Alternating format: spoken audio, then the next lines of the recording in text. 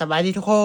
นมาเด้อกินเฟรนช์ฟรายมะละกอหรือว่าเฟรนช์ฟรายมะกะหงครั้งแรกบุ้งไหมเฮาเฮ็ดครั้งแรกนะทุกคนเพราะที่จอยเห็นมาจากซอง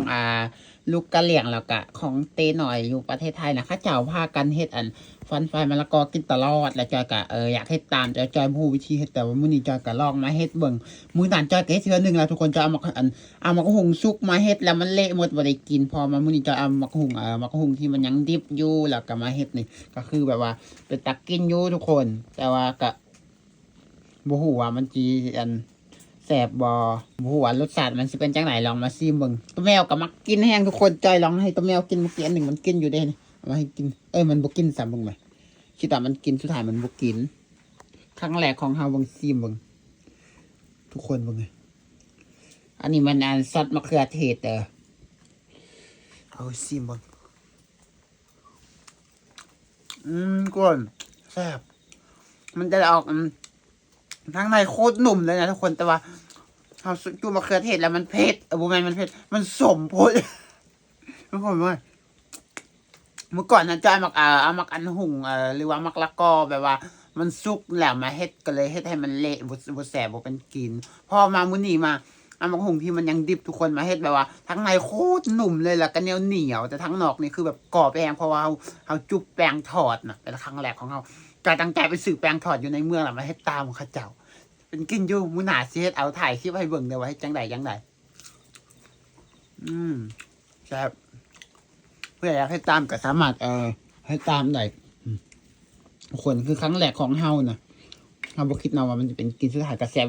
เฮ็ดแบบนี้เฉพาะเหมาะแก่กับเด็กน้อยทุกคนมื้อหน้าจะสิไปเฮ็ดให้เด็กน้อยอยู่บ้านกินเบิ่งอันนี้นะซอสมะเขือเทศมันส้มๆเด้อันจะบ่ได้ใส่น้ำตาลบ่ได้ใส่อีหยังทั้งสิ้นเลยเกลือจะก็บ่ได้ใส่